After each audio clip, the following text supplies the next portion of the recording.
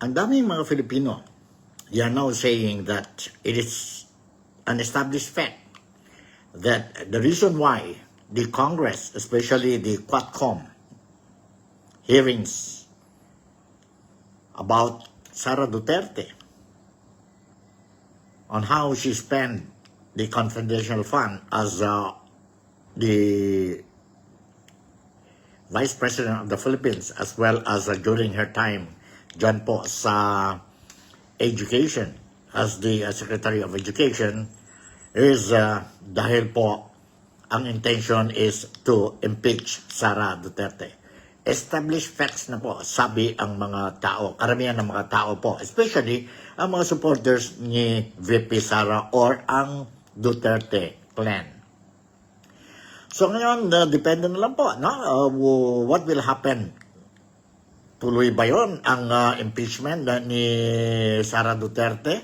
We are only talking about ang date na lang po. Kailan mag-umpisa ang impeachment trial ni Sara Duterte? And that decision must come from the Senate. Especially from the Senate President, si President Chis Escudero. Ang dami mga sabihin natin, mga speculations. Some were saying it must jumpstart ang impeachment trial ni Sara Duterte as soon as possible. Others were saying it has to wait. Dahil po on recess pa ang Senado.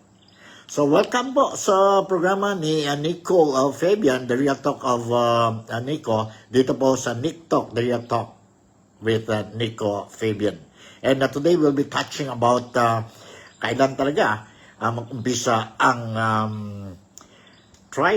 impeachment trial ni Sara Duterte. But before going any further, let's listen to Sara or Vice President Sara Duterte.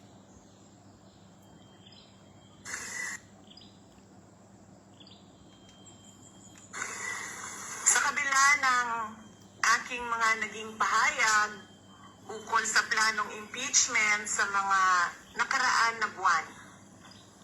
Ang tanging masasabi ko na lamang sa puntong ito ay God save the Philippines.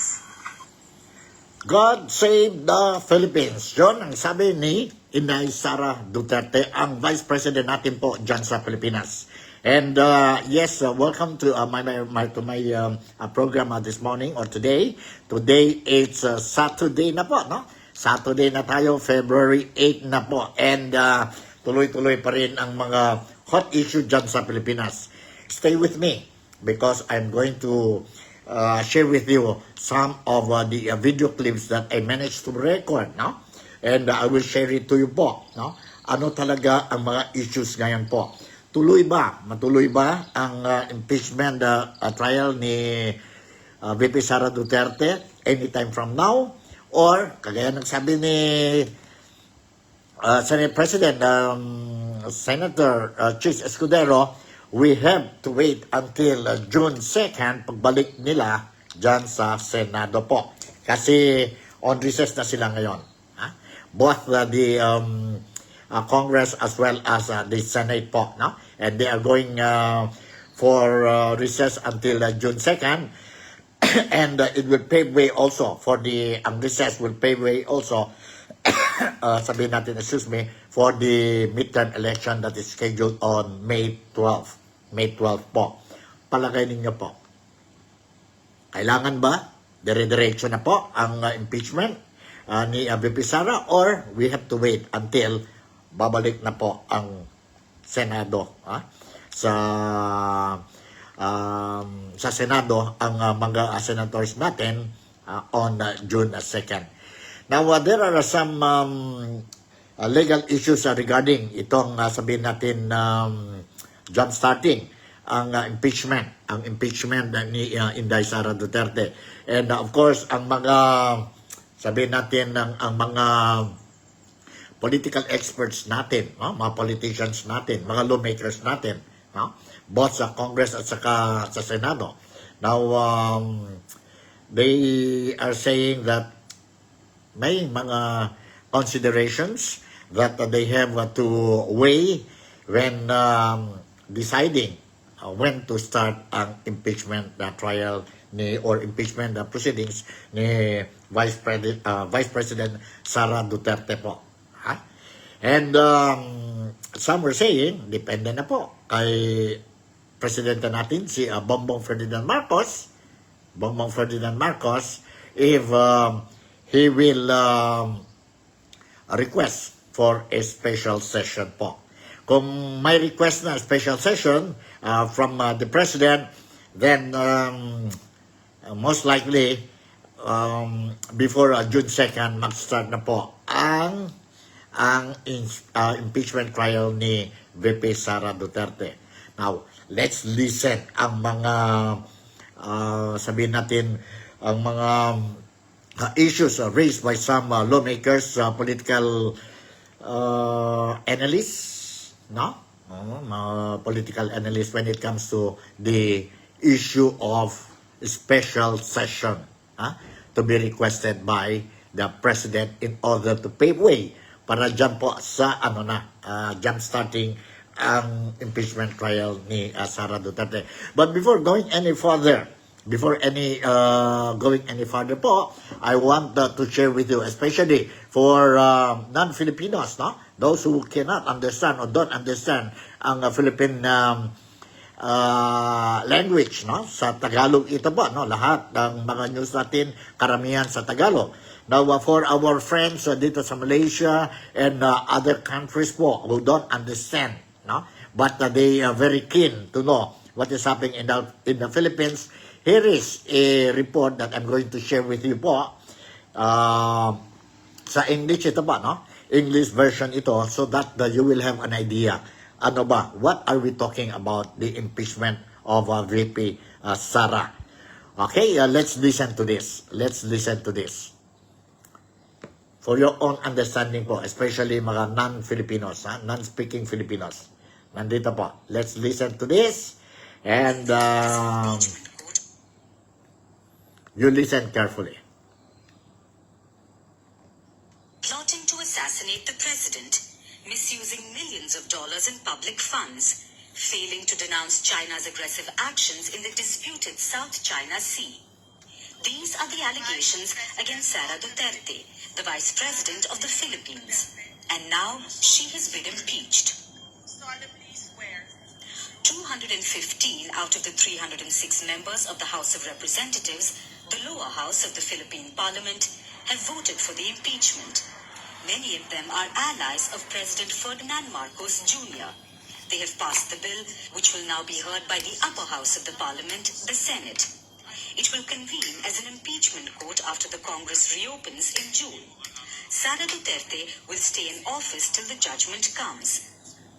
But if found guilty, she will be removed from her post and will make history as the first vice president in the Philippines to be impeached. Now, President Marcos has distanced himself from the impeachment, and though Duterte has denied the charges in the past and alleged that she's a victim of political vendetta, the vice president has not commented on the impeachment. But her brother, Representative Paulo Duterte, has called it a clear act of political persecution. While the blame game goes on, the nation is on edge. Duterte and Marcos are locked in a bitter feud, which has only escalated after the shock move of impeachment.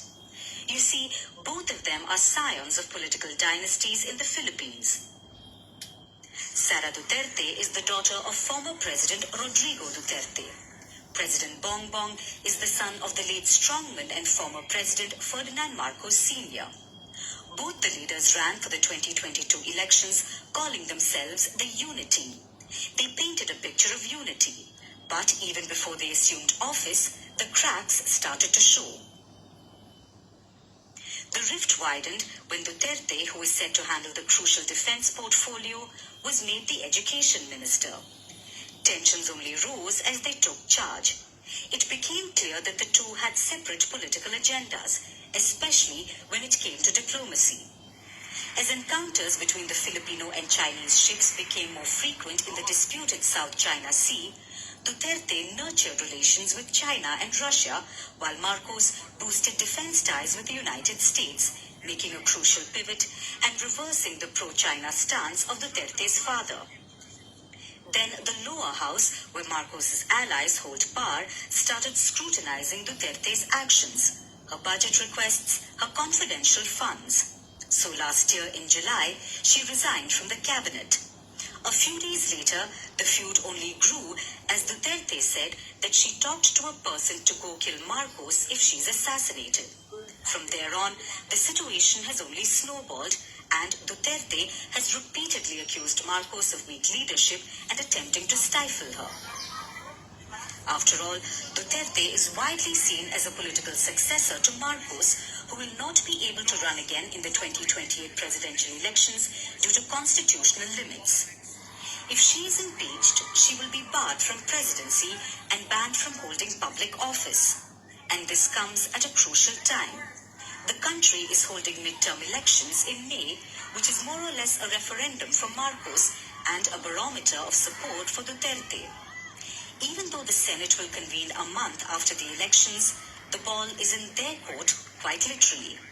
And their judgment over Duterte's impeachment will define the future of this political rift between two of the Philippines' biggest political leaders and its people. Alright, that's it. At least you have an idea kung what is the issue, no?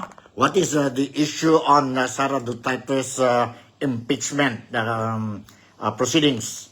And I purposely played this video clips for the sake of our viewers, for my viewers, those who don't understand Tagalog, the Tagalog language, no? Ang Tagalog language. Now, you have an idea kung why we are facing this kind crisis po. Crisis ba ito? Do you call it crisis? Anyway, yun po. That is the issue po now, no? That is the issue. And of course, many Filipinos are saying that it is already an established fact that from day one, no? From day one, the reason for conducting all these congressional hearings is to impeach Sara Duterte. To impeach Sara Duterte. They don't want that Sara Duterte will qualify for the 2028 presidential election. Why po? Because since 2022 until today po, Sara Duterte, a lot of people still believe that Sara Duterte is the best candidate to be the next president of the Philippines come 2028. And of course, this is politics. The other side is wants that she has they have to curtail or to cut the wings of Sara Duterte in order that Sara Duterte won't be able or won't win in the presidential election come 2028. That is the reason po. Kayo, what do you think? Is this the real reason or what? No? Is this the real reason or what? It's up to you po. No? It's up to you. And anyway, okay, let's continue with this program. And this time around, I'm going to share with you. I'm going to share with you ang statement. I will repeat. Ang statement ni VP Sara regarding itong impeachment case filed against her by the Congress, no? By the Congress. In fact, some of you already heard about this thing or saw in mainstream media ang statement ni Sara Duterte. But of course, for those who haven't seen this statement of VP Sara Duterte, allow me to play again itong statement ni VP Sara Duterte. VP Sara Duterte. Hold on po. Saan na yun? 128 Sara statement. Hold on. Okay? Let's listen to this. Dito po. Let's listen to this. Ng araw sa inyong lahat. Okay na? Okay, sige.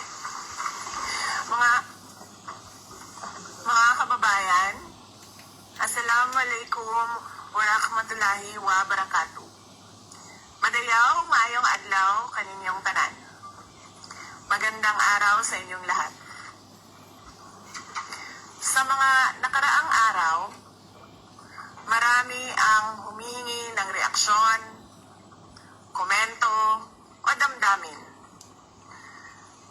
Damdamin ko sa issue ng impeachment na naihain laban sa akin.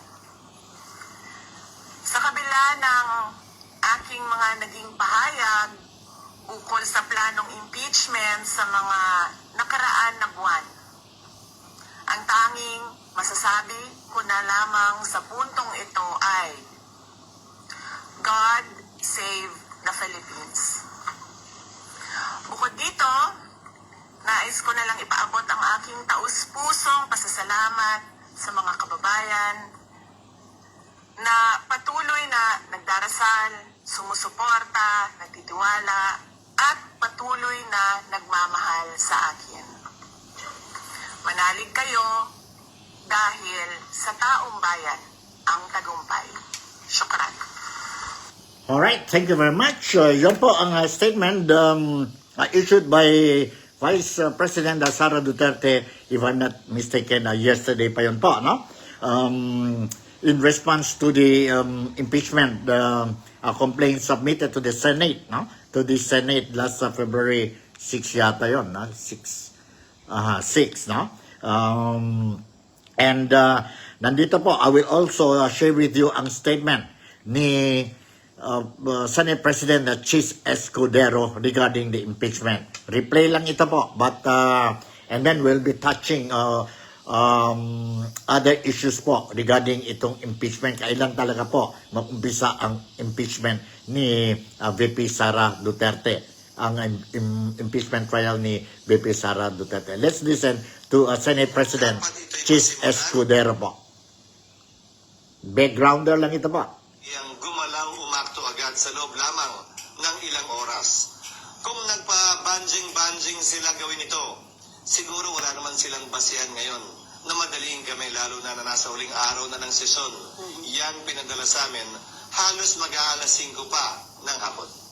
So, bilang katugunan, gagampanan namin ang aming tungkulin na pwedeng magawa habang recess, kabilang na ang pag-review ng rules ng Senado sa impeachment dahil kailangan po itong i-update. Halimbawa, yung pagkakaroon at requirement ng judicial affidavits, yung pagkakaroon ng provision at procedure para mag-hearing sa harap ng commissioner, yung pagkakaroon ng matatag at malakas na pre-trial procedure para swabe na at hindi na komplikado at magulo yung trial proper.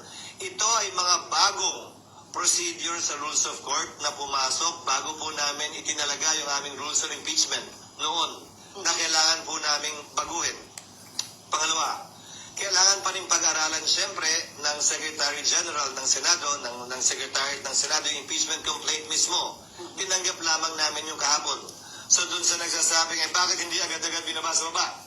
May trabaho po kaming kailangan gampanan. Halimbawa, sang-ayon po kasi sa e-commerce law, sa e-gov law, pwede naman maglagay ng e-signature. Di ba? Sa resolution, sa bill, sa committee report. Pwede ang e-signature dahil hindi po yan verified. Subalit, ang complaint or resolution on impeachment, verified po yan. Pinanumpahan dapat yan sa harap ng Secretary General ng Kamara. Susuriin pa po isa-isa ng Secretary ng Senado yung mga pirma kung e-sig ba yun o wet signature. Bawal po ang e-sig. Dahil kailangan pinanumpahan ito, paano ka manunumpa sa harap ng SecGen kung inutos mo lang yung opisina mong i-affix yung e-sig. Meron naman pong app, gagamit kami na iba't ibang app para makita at malaman kung e-sig nga ba siya o wet signature.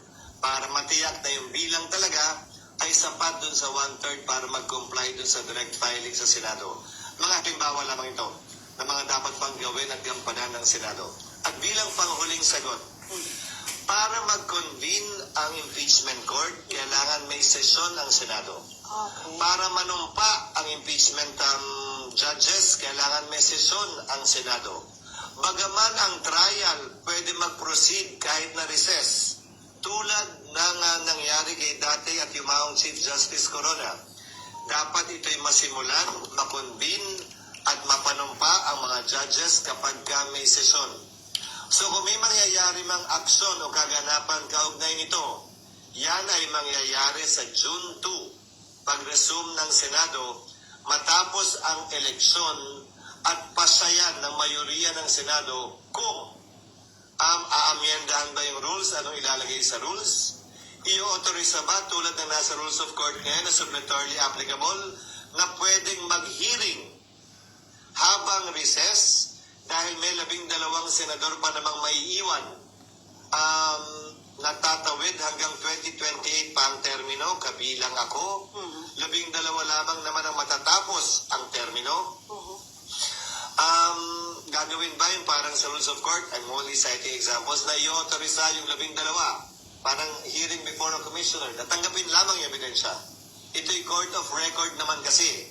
Ibig sabihin, kahit na wala pa at hindi personal na narinig yung ebidensya, mababasa naman. Ngayon nga may video pa.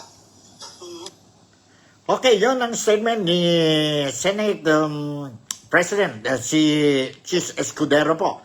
And if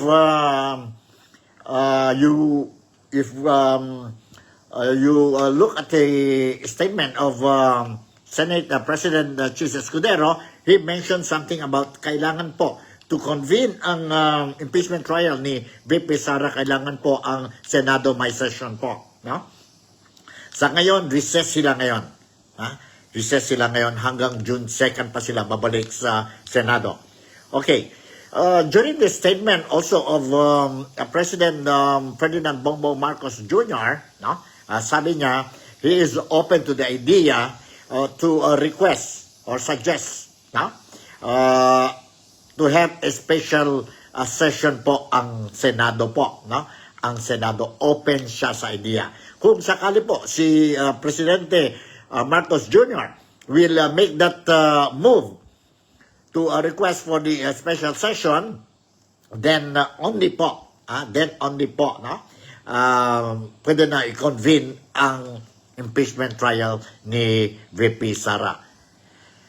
It is under the Constitution. It is under the Constitution. Pwede po mag-request po ang Presidente. But if he is going to request, then maraming mga question marks na po. If he is going to request, one thing that we have to think about, or even ang Presidente or ang administrasyon na Marcos, no? Marcos administration is one thing. First is yun na po. He keep on telling that he's against the impeachment of Sara Duterte, impeachment trial of Sara Duterte dahil po marami pa tayong mga problema sa Pilipinas. It will not do anything good to the Filipinos kung matuloy ito po ang impeachment. And natuloy po. Natuloy po. So ngayon nandyan pa, na-impeach na po si Sara ang Kongreso. Now, if he is going to request for special session po, don't you think it will bring a message to the Filipinos, no? To the Filipinos that he has something to do with this impeachment. Because at the first place, he's totally against.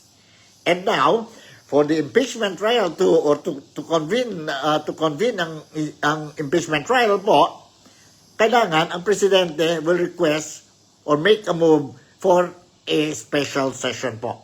A special session. So, that is one thing that they have to think about it also po. And definitely, because the Congress is really pushing for the, sabihin natin, ang impeachment ni VP Sara so that she won't be able to qualify to be a candidate sa presidential election come 2028. Hindi ba po, is it just a logic for us to think na since they are pushing for the impeachment already, which they already did, they will also make sure that there will be a conviction against VP Sara po. During the impeachment trial. Dapat ma-disqualify. Dapat ma-remove si VP Sara sa, sabihin natin, paka-Vice President. And dalawa lang po. Convicted, removal from the office of the Vice President, Second is perpetual disqualification of VP Sara from running any public office. So, ibig sabihin po, hindi na siya pwede to be a candidate. But still, question mark pa yun po. Ha? Question mark pa yun po. Some are saying, buti pa, mag-resign na lang si VP Sara to be sa position niya as Vice President. It is very clear also po, si VP Sara Duterte already made it very clear that she will not be resigning po. Why? Because she owe it to the 32 million people, voters, people who voted for her during the 2022 presidential election as the Vice President of the Philippines. So may mga legal issues ito po when we talk about special session. And let me share with you ang idea, observation ni former senior associate justice si Antonio Carpio po when it comes to the special session po from the president. Special session from the president. Okay, let's listen to this. Sana yan? Let's listen to this ang former senior associate justice Carpio. Sandali, sana yon. Okay, 604. Let's listen to this carefully. Let's listen to this carefully and let us understand ano talaga. During the interview,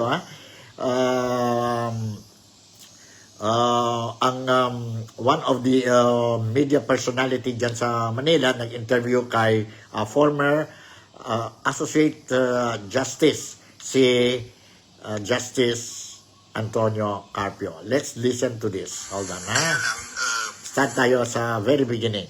Let's listen carefully po. Carefully. Hold on. Okay, I'll make it close up na po para at least klaro mas sabi nila. Alright. Sandali. Okay, let's listen to this interview.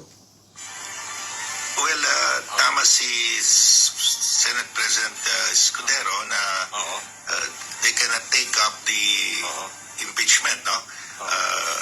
Dahil they're in recess now, and they have to be in session to convene as an impeachment court. Yeah. Pero may paraan dyan.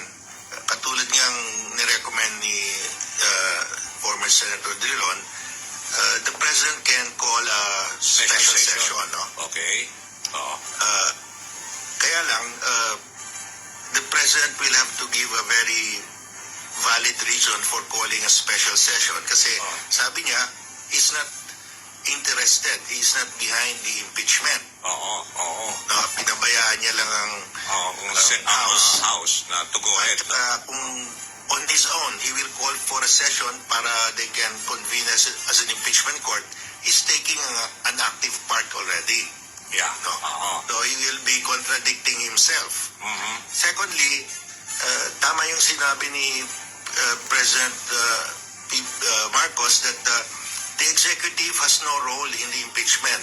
Dahil sa Ligang Batas, it's the House that has nakalagay doon exclusive power to initiate impeachment proceedings at saka yung Senate has the sole power to decide, to try and decide impeachment cases. So wala talagang pakialam ang executive. So if on his own he will call a special session to so that the impeachment court can be convened, he's now playing a role, no? Yeah. So, may problema siya dyan kasi sabi niya he's not really part of it.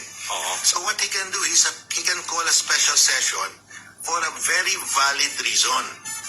Like what? He can call a special session for Congress to enact a supplemental budget to correct the errors in the 2025 budget. 2025 GAA. Katulad ng he will call a special session for Congress to restore the budget of PhilHealth, 74 billion yon. Yeah, to restore the budget of DepEd for computerization modernization, 12 billion yon. To restore the budget of AFP modernization, that's 15 billion. At saka, to quiet down the anger of the people, he will realign the congressional insertion. Remember, the Congress inserted 289 billion at saka hindi niya binito yon. So, puro pork ito. So, pag yung mga the funds that he will now restore to PhilHealth, to DepEd, and to AFP, kukunin niya doon sa pork barrel na 280 billion na insert ng Congress. So, yun, acceptable sa tao yun. At saka, very legitimate yun. And then he will say, okay, I will call a special session for 20 days. Kailangan minimum of 20 days eh. Bakit? Dahil, let's say, mabilis naman yung Congress ipasa yung amendment to the 2025 GAA. So they have time to conduct, to organize, for the Senate to organize the impeachment court. But mag-convince sila as impeachment court at saka manumpa na sila during those 20 days of session na merong mga... Sige po. Sa ligang batas, nakalagay doon, the respondent in the impeachment must be given 10 calendar days to submit his answer or her answer. So, kailangan ng 10 calendar days. Hindi ka agad you cannot start the trial right away. Yeah, para pasagutin din yung other side, di ba? Yung panig ni Vice President Duterte. Yun ang sinasabi nga nila, kaya hindi kakayanin pag dun pa sa June 2, di ba? Yes, tama. So, 10 calendar days, during the 10 calendar days, the Senate can amend its rules on impeachment to allow judicial affidavit. Dahil pag may judicial affidavit, yung direct examination is by affidavit na lang, mabilis yan. It will cut down trial work by 60 to 70%. So, ang witness, tatanungin na lang on cross-examination. Wala nang direct examination. So, that will expedite the proceeding. Kaya gawin yan, the entire trial in 10 calendar days. 3 days each side. Pwede na yun. So it has to be minimum 20 days. Pag ganyan, pwede. Okay. Kaya. Okay. Justice, 20 ito. days. So that means pag tinawag niya by February 10, so by the end of the month, pwede sila matapos. And of course, it will affect the campaign period kasi the campaign period. Yep. Pero at least they can still campaign March and April, no? So yun ang pwede. But kung the President will just call a special session for the purpose of the organizing the impeachment court, he will be contradicting himself. He's now interested, no? So he has to have a legitimate reason for calling a special session. Pero he will say, I will give you 20 days, calendar days. At least on air, nababanggit nyo. Okay, yun ang statement ni explanation ni former Associate Justice si Justice Antonio Carpio po, no? For the president to call for a special session po, kailangan legitimate acceptable reason po, no? Very acceptable reasons to everybody po. Now, what is the legitimate and very acceptable reason for the president to call for the special session? One is yun na po ang national budget. Now, once this issue will come out, ang national budget, each and every one of us knows that the controversial itong issue, national budget po. May petition na po sa Korte Suprema, sa Supreme Court po, ang grupo ni Representative Isidro Ungab, and of course, ang aspirant to be a senator, si Atty. Vic Rodriguez. Doon po, maglabas din ang mga whatever issues dyan po sa national budget. But in fact, because of this special session po, no, we are going to see changes po sa national budget, and that is good for the Filipino people. Okay, tuloy natin po. Mayroon pa tayo dito isang statement ni former Senior Associate Justice Carpio po. Let's listen to this.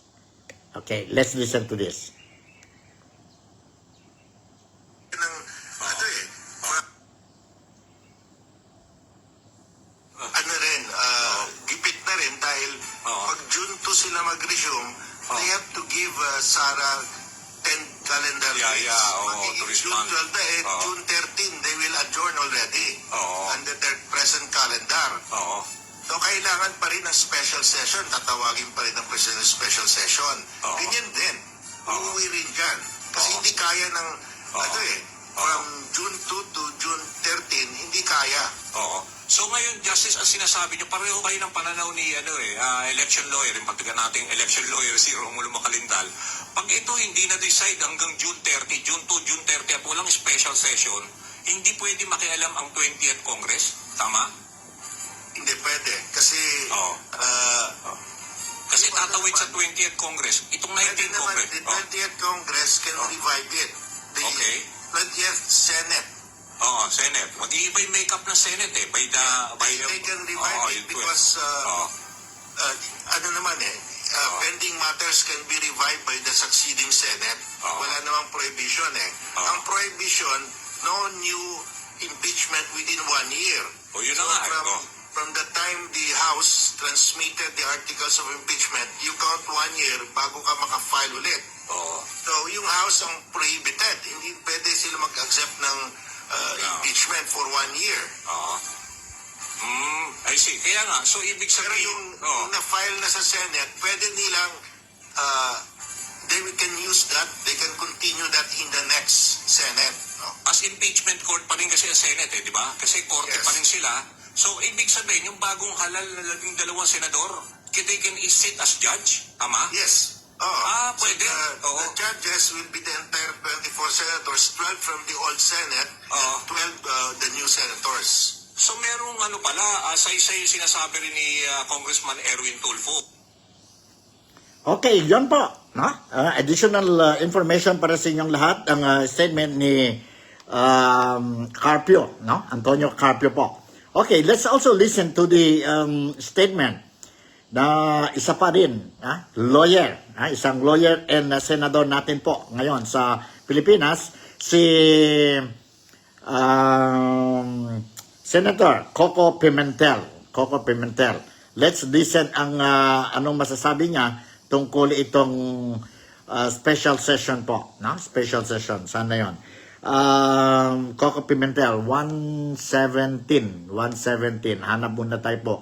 117. Medyo marami ito, 117. Nandito po. Let's listen ang interview sa kanya po. One of the local media. Audio lang ito po, no? Boses lang ito ni Senator Coco Pimentel, also a former Senate President. Let's listen to what he has to say po. No? Let's listen. Sandali. We can review what we did. Nandito. Let's listen to this. Audio ni Senator Coco Pimentel, ang boses ni Senator Coco Pimentel. Statement, di ba? And I think the media covered it. Nasabi ko, I am open to the President calling for a special session, and then a suggestion ko to make it a more relevant session. We add the legislative matters that we rushed para naman mabalikan namin, we can review what we did. And then, we can now start this impeachment proceedings by convening as a court, and then even if the special session is adjourned, may sariling buhay na po yung impeachment court, may sariling calendar na po yan. So hindi na yan Senate is in session as a legislative body, but the impeachment court is in session. So gagawa na kami ng sariling calendar. Agree ako kay Senate President na we need to be in session as a Senate before we can say na ang suot na namin ngayon is yung pangalawang sombrero na namin as an impeachment court. We have to do that we have to do the formal transition. Okay, yun ang statement ni Senator Coco Pimentel. Earlier, I played a video clip wherein we mentioned something about this national budget po.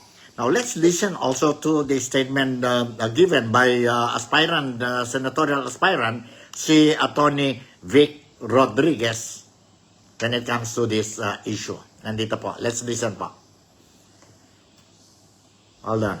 Totoong usapin, babalik Attorney Vic Rodriguez. Totoong usapin, babalik ko po kayo sa sentro.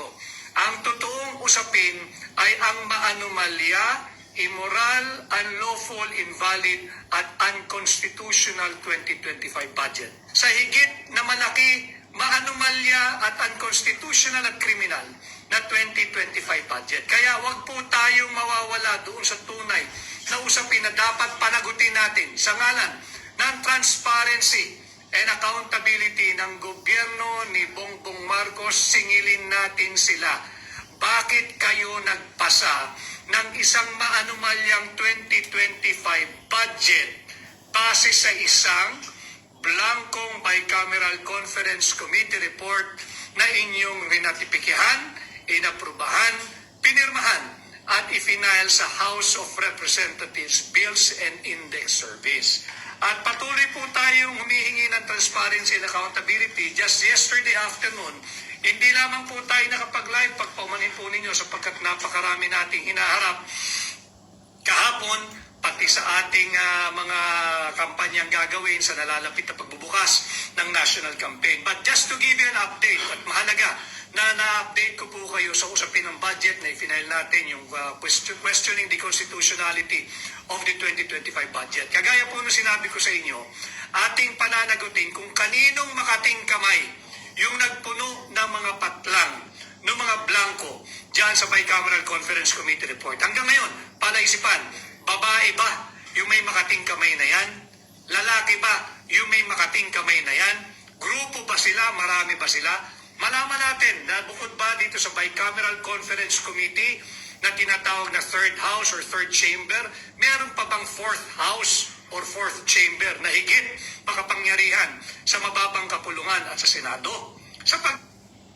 Alright, yun ang statement the aspirant to be senator, si Attorney Vic Rodriguez. Okay, let's go to another topic. Ang petition, impeachment petition kay Vice President Sara Duterte. Mayroon tayong 7 petition articles po. And top on the list is this so-called assassination plan against, of course, President Bongbong Marcos, ang First Lady, ang Speaker ng Congress, no? Si Speaker Martin Romualdez. Now, let's listen to, kasi kagabi, mayroon statement si attorney or Representative Dante Marcoleta regarding itong issue during sa programa nila pa, no? Sa TV program nila. Let's listen po ang komento ni Representative Marcoleta. Marcoleta. Sana yan po. Hanapin natin muna, ha? 159. Ito po. Let's listen po. Let's listen. Napatay, sabi niya. Nandito po. Let's listen to Representative Marcoleta regarding the assassination, so-called assassination plan or attempt or plan na, kan? Okay, let's listen. Ay, crime. Yung nga daw pong kapag ako'y napatay, sabi niya, meron na akong kausap na papatay kay ganito, kay ganyan, at saka kay ganon. Ano yun, high crime? High crime daw po nakalagay. O di bahala sila, patunayan nila yun, kasi kung talagang matutuloy yan, at kung sakasakaling ako naman ay pala rin, nandun naman ako sa, alam mo na, eh di titingnan natin, pagtatanungin natin, yung bang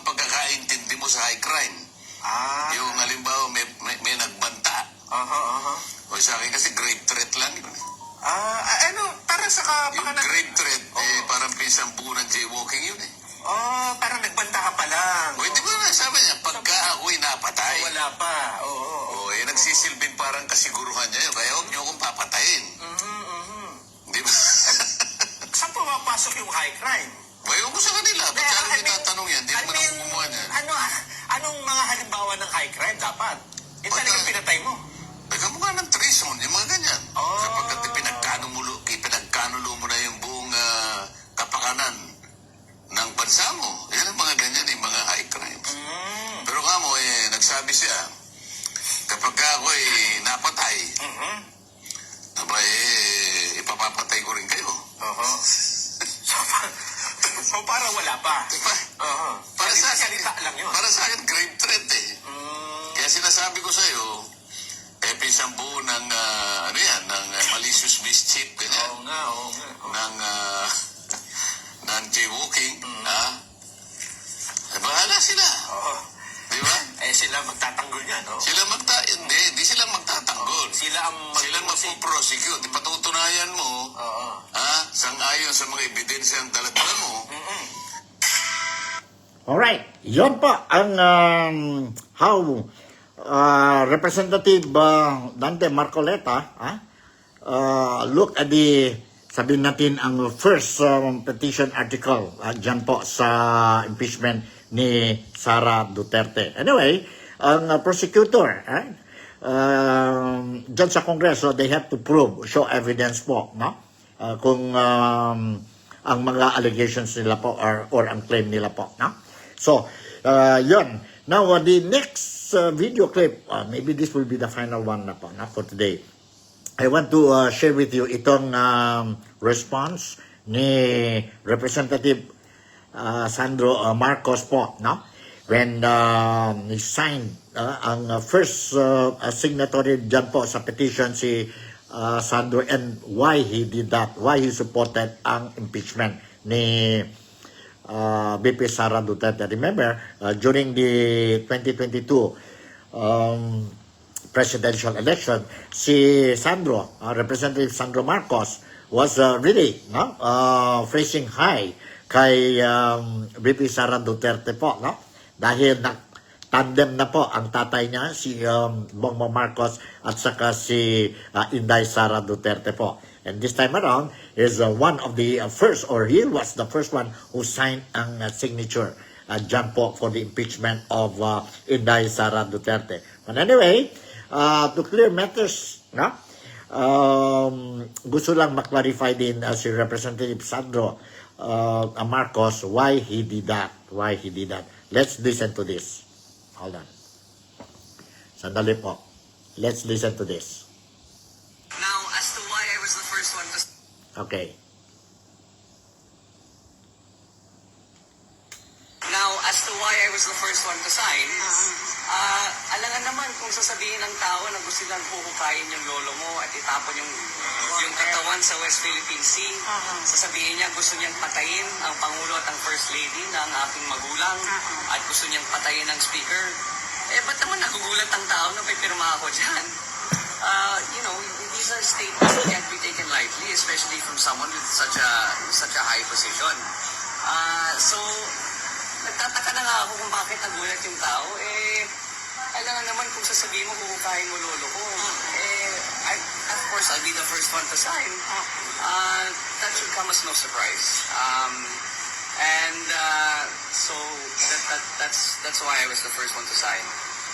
As to the allegations that I was the one who spearheaded the movement for the fourth complaint, katulad sa sinabi ng Pangulo, I think people give me too much credit. I was given the opportunity to sign, and I did sign, but I did not spearhead any movement, or I did not try to convince anyone to sign. I think they did that on their own volition. I did ask what their opinions were, and if they were going to sign or not, but that's about as far as to the extent as to my involvement in collecting the signatures. Okay, well, thank you very much. Yun po ang statement ni Representative Sandro Marcos po regarding why he signed the impeachment against VP Sara Duterte, no? He explained it properly, and kayo na po bahala whether to accept his reasoning, explanation, or what, no? And yan na po. What we are now looking at, kung matuloy ba itong convene, itong impeachment proceedings ni Sara Duterte. Will it be next week? Kung mayroon ba ang special session na to be requested by President Ferdinand Bongbong Marcos, or we have to wait until June 2nd po. Then only mag-jumpstart na po ang impeachment hearing or impeachment trial ni Inday Sara Duterte. So far, it was made very clear by Inday Sara Duterte that ang legal team niya po is already ready to face the trial, and let's see, no? Let's see what will happen. Will she be convicted, removed from the office, and get perpetual disqualification? Will he still be, sabihin natin, will he still be qualified after this trial? Will she still be qualified to run as a candidate for the top post, executive post ng country natin, ng Pilipinas, as President of the Philippines? Let's see. And one thing that I can say is that siguro po, mga Pilipinos, mga kababayan ko dyan sa Pilipinas, at saka dito sa labas ng Pilipinas, kagaya namin, now, all we have to do is pray na lang po, no? Let's pray. Kaya nga sabi ni Inday Sara Duterte, God save the Philippines. So hanggang dito na lang si Nico Fabian, and shoutout muna tayo kay April Boy Regino dyan sa Zamboanga. Good morning to you. Salamat pagi, salamat patang, and salamat malang to you. Kaibigan ko, also a media man, si April Boy Regino. So with this, I would like to say thank you very much for making me a part of your day today. Malaysia, Sabah, the Philippines, God bless us all, and see you tomorrow. Bye.